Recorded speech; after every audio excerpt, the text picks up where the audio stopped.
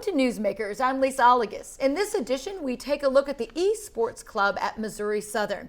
It got its start about a year ago and is growing in membership. Joining me to kick off the conversation are Jamarian Eldridge, who is the esports club coordinator, and LaColby Tucker, who is the treasurer and a captain of one of the teams. Welcome. Thank you for joining us. It's a pleasure. Pleasure to be here. Thank you so much. So you're the captain of which team? I'm the captain of Apex Legends. It is a very competitive game. It's big in the competitive scene right now with a lot of the pros. They have a lot of cash pools, ALGS, everything like that, which stands for Apex Legends Global Series, which takes part in millions and millions of dollars. And it's like the best of the best pros go. And I had a team that we were going to enter it actually, but things didn't work out. But the skill level is up there. It's for very skilled players, and I'm hoping to get like some of the people on the MSSU esports team to get to that certain level. And I know one of them is very ambitious too, so that's what I want to build on and just see what we can do in the future. Big goals. So we visited with you guys when the club was just forming, Newsmakers did. So now you're up and running. Tell us a little bit about membership, how many people are involved, and kind of where you hope to get it to go. So we have 35 members right now. I think he said we used to have like maybe a couple hundred people that were interested, not necessarily members, but were interested. Yeah. But we had a few things kind of slow us down, just things we didn't really see happening. But we kind of started picking up pace. We've been getting quite a bit of new members in the last couple of months, so. Excellent. Pretty excited. So are we getting into competitions and tournaments? What's the plan? I know somebody else we're talking about mentioned maybe this spring. What's your goal? So actually, I'm going to be have a Zoom call with one of like the national esports leagues later on today. And if everything goes well with that, we'll be, hopefully signed up and ready to go coming this spring. Can you enter tournaments just one at a time? Do we have to be part of a league, or can we just kind of randomly enter tournaments? Yeah, we can just enter any tournament around here or, wherever, whether it be online or in person.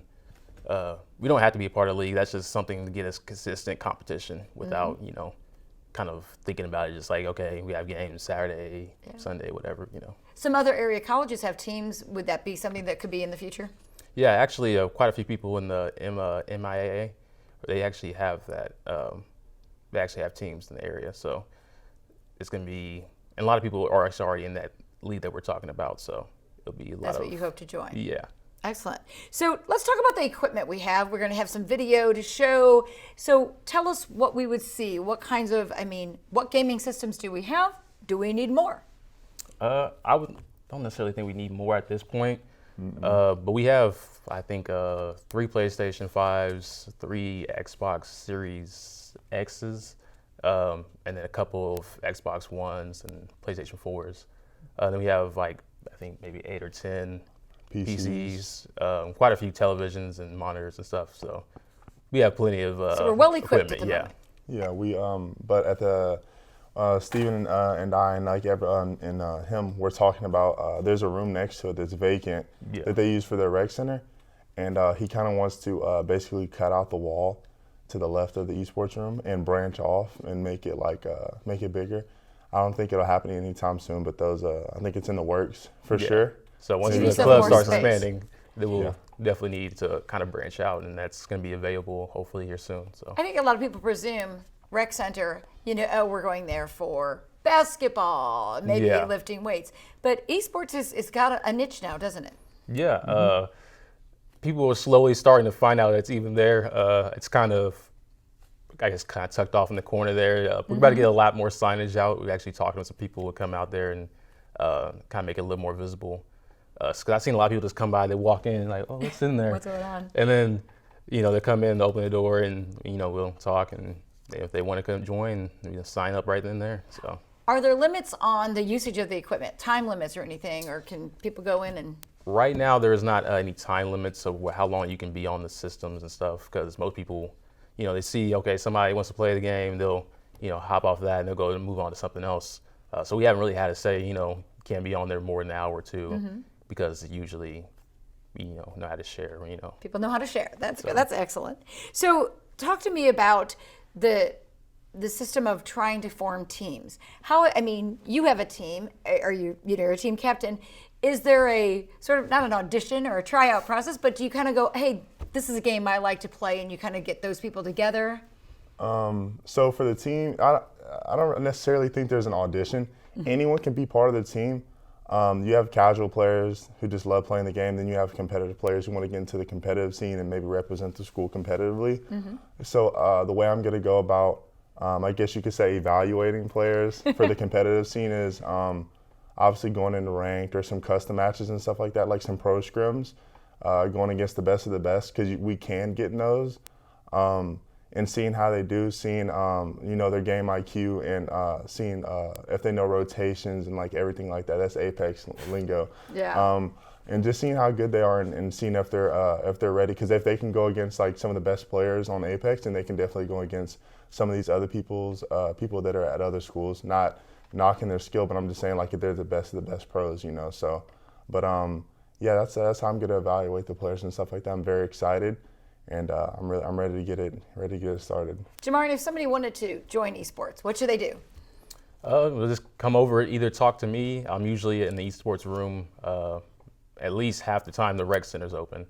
Or you can go talk to Steven Beinfield, which he's up in the rec center office, which is right across the hallway from the rec center. Everyone's welcome. Yeah, everybody that wants to come in and be part of our community is welcome. All right. Thank you both for joining us. Appreciate you being here. Thank you for having us. We appreciate it.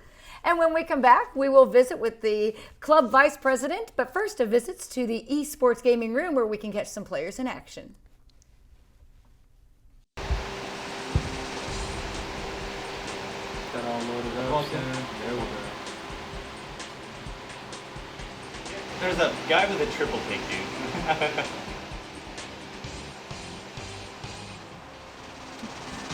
Hey, they're over here too. Broken 128? No, I didn't play it yet. Ooh, this is not a good match today. This is not a good match. I was doing so good. Now we're not doing real well. This is fun. This is fun. Hit her. I'm red shield now. She's inside. Hey, don't separate. We gotta focus one at a time though. We have 9 kills and 6 deaths. That's not bad.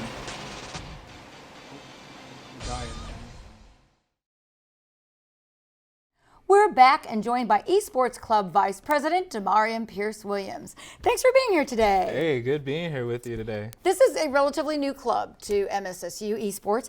So tell me a little bit about what you think of its success so far. I think our success is going really good so far. As of right now, we got a little bit of a following. We got a pretty average size group, just, it's going a little slow just because of the start of the school year. But I honestly think it's going really good, and just for a new club being introduced, I think it's great, So how routinely are gamers in the gaming room? We're in there almost every day, I know for a fact we have people that go in there from 10 a.m. to 2 p.m. in the day just to practice and to really get their skills under control. And, it's a really cool thing to see how expansive gaming has become. And is there a charge to be a member of the club? No, it's completely free. Everyone is welcomed in there. It's a very open community. We have plenty of spots for lots of people. It seems heavily male-oriented, but have we gotten to a point where there are females willing to play? And we actually do have just a few females in there. We actually want more exclusivity, I guess you should say. But I don't know if that's the right word. We want more people to join us. We want everyone to be a part inclusive. of this. Yeah, inclusive. Inclusive. There you go. Yes. All right. Yes, but we want more of an inclusive party involved, and we want everyone's skills to be shown, male, female, anything like that. Is it just though for the MSSU student body or student campus community? Yes, for now it's just MSSU student community. All right. So why did you get involved? I got involved because I've been gaming since I was about 2 years old. I have the fondest memories of playing in diapers with a DS and all that, and coming here and being able to do something more, I guess you can say, professional with it, as a sense with tournaments and doing it more of a daily thing. It's a real honor, you know. It's kind of nice, and you know, with everyone telling me, you know, it's not going to work out, gaming isn't this thing, it's not cool or whatever it is, you know, we actually have a club here that's getting some pretty good traction here, and I like that. What's your role as vice president?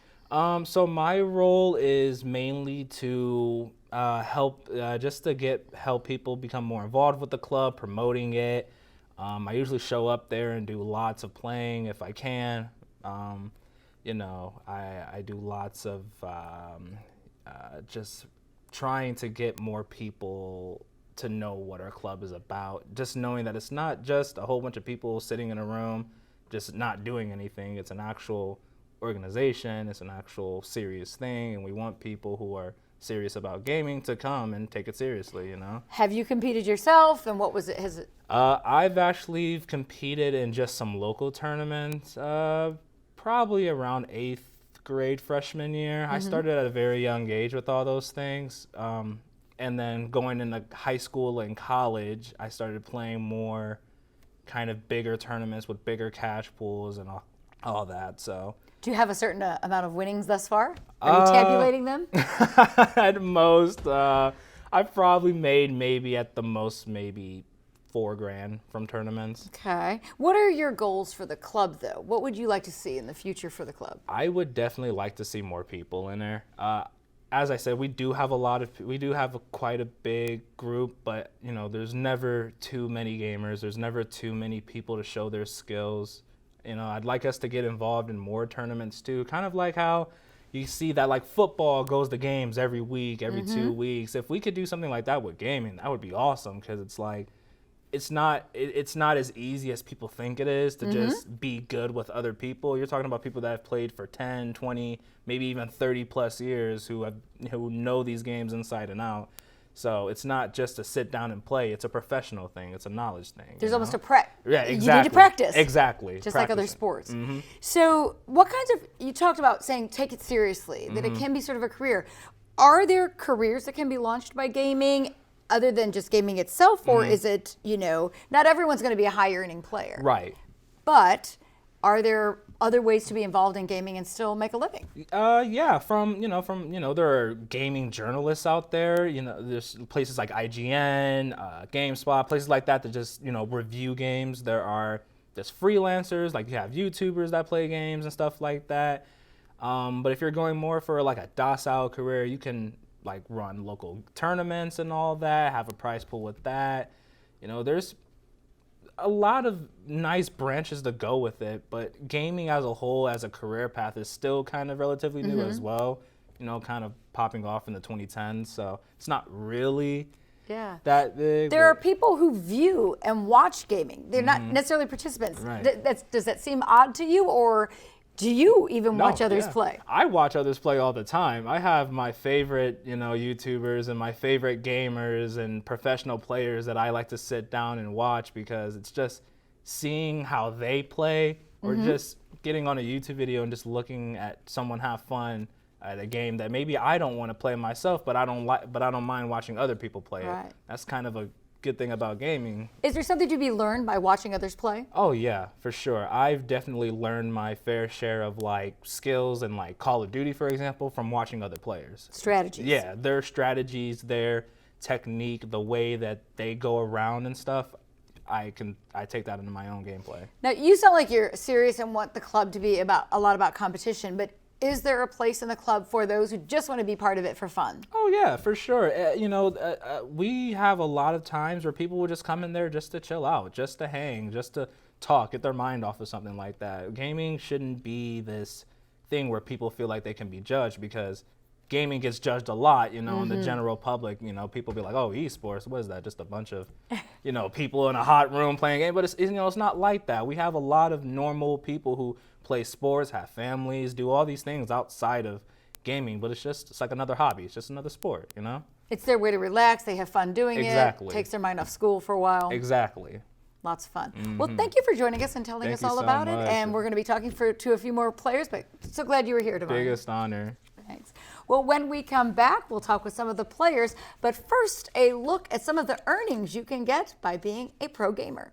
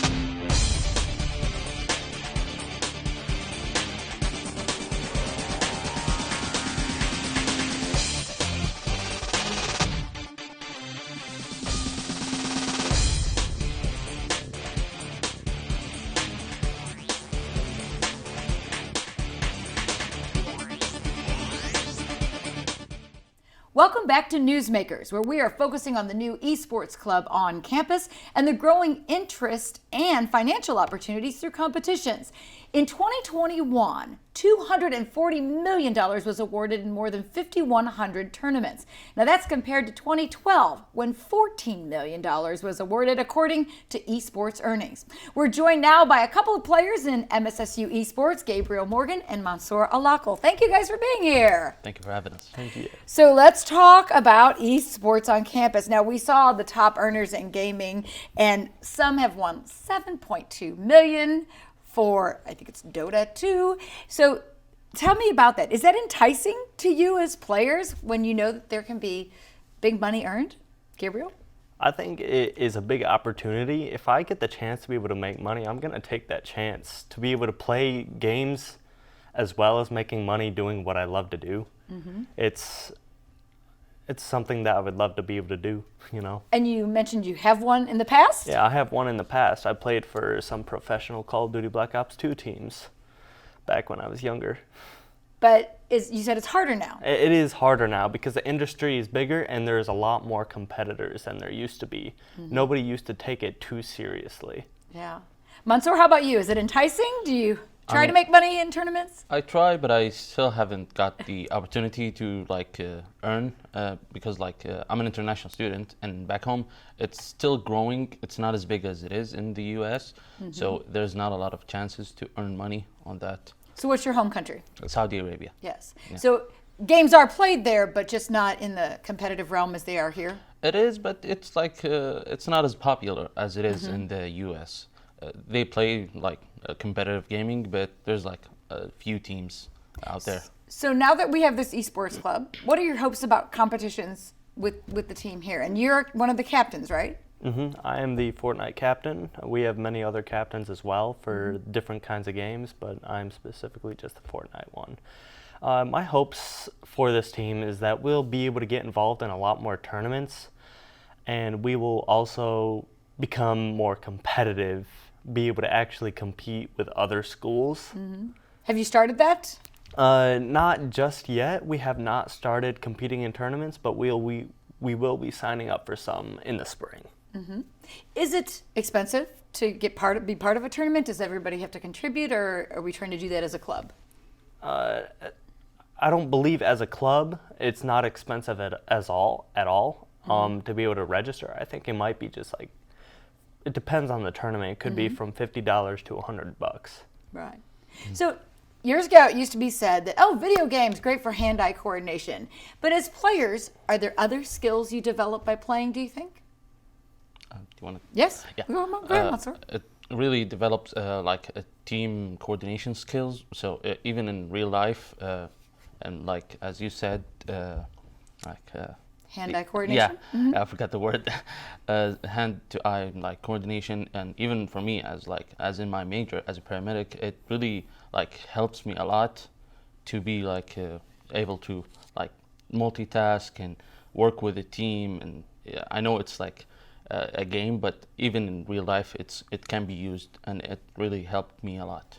Does it sharpen your thinking skills? Yeah, your strategic thinking as well as your communication skills with your teammates as well. Now, some would find that hard to believe. They're in their own world. But with technology today, how many people can you talk with in one game, even if you're not in the same room? A lot. A lot. Unlimited? Yeah. Unlimited people. Really? Yeah. So is that harder, though, when you have, say, 8 players going at once? It depends. You need to have a system. You need to have, say, hey, I need to talk for a second, or I need to tell you guys this, or something like that. You need to be able to communicate with the others. So go ahead. There's also we set teams and leaders. So in the team, there's this guy who's a leader. So he guides us and all that. So it's a really team-based games and yeah. What is your game of choice? I play Call of Duty and Rocket League, the most 2 games I play when it comes to competitive gaming. And I really honestly love single player games. So I can play on my own on my free time and that, but when it comes to competitive, it's Call of Duty and Apex and Rocket League. And Call of Duty, for those who don't know, is kind of a military style game. So do you think, I mean, is someone who might have ROTC training or Army, National Guard background going to be a better player, or does that matter? Is it about learning the game itself? It's really about learning the game itself, because like in the controls and everything, and how you run, how you do this and that, it's not as close to like real life military. So it really depends on the player himself, herself. Can it be misleading to somebody who's a player to think, oh, I can do this in real life? Not necessarily. Okay. I feel like that there's some things in games that can be performed in real life, but it's not recommended. So let's talk about possible. Are you looking at any kind of career that can utilize these skills? Are you looking at a career in gaming or related, such as design or anything like that? When I originally came to MSSU, I wanted to become a game designer, and I am pursuing a degree in programming or computer information systems, so that I can eventually go and get my degree in programming as well, so I can start making games. I also want to try and stream myself playing, see if I can get anywhere with that. Because it's amazing, people do want to watch people play. Do you watch other people play? Sometimes. Yeah, I mean, mostly when I eat, I just like open Twitch and like see those players play their games. So it was said in one of the sources I was looking at that Twitch has kind of revolutionized this. What kind of a difference does Twitch make, do you think, to the industry and esports? I think Twitch makes a huge impact on the industry of gaming. There used to be very little amount of people who went on Twitch, but now it's huge. There is many people who are actually making money off of Twitch, YouTube, and how do they make money on it? Explain it for those who might not understand how it works. I feel like a way to explain it is that people who support their supporters, who actually answer the questions and tell them what's going on, So they can be kind of like, hey, here's how I play. Here's some tips. They might give that, or they have people who just watch and enjoy watching them play. Yeah, enjoy watching them play, and they support them by, giving them a little bit of money, Yeah, donations. Donations, and there's also ads. Like if you let's say you got sponsored by a certain company, you can let's say an energy drink, you can just place that energy drink and that's your sponsorship. Product placement. Yeah, there exactly. You go. And I did see someone wearing like a Taco Bell logo on their shirt, a player. So you can get sponsorship similar to any other professional sports, golf. Yeah, and it's mostly it pays like the most amount, the like sponsorships. I read like an article or like a video about it, and like the sponsorships are the most paying thing in like when it comes to streamers. Right. So if you can get a sponsor, you're doing well. Yeah, you're doing very well. So here at KGCS, we're going to be developing virtual reality production because of some renovations we're going to be making here, and game development could be part of that. I mean, that's how to build those in the computer science with art and backgrounds. Is that something that you think can have people want to be more involved in as a field, since gaming is now kind of a real world sport? And absolutely. When I heard that MSSU had gotten rid of their gaming design degree or program here at MSSU, I was not devastated, but I was like, I really want to do that. You feel there's a niche for that? I feel like if they had it here, a lot of people would enjoy it. So how does it operate as a team sport? I mean, you said it helps communication skills. You said there's a captain.